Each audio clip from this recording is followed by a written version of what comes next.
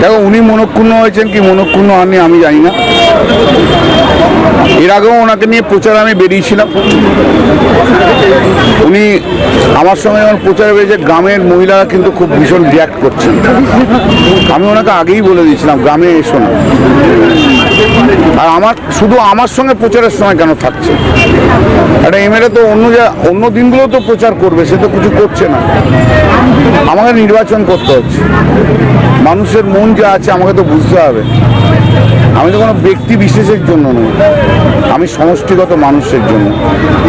আমি কোনো সমষ্টিগত মানুষকে কষ্ট দিতে পারবো না, কোনো ব্যক্তি বিশেষের তাদের আনন্দ বা সুখের জন্য।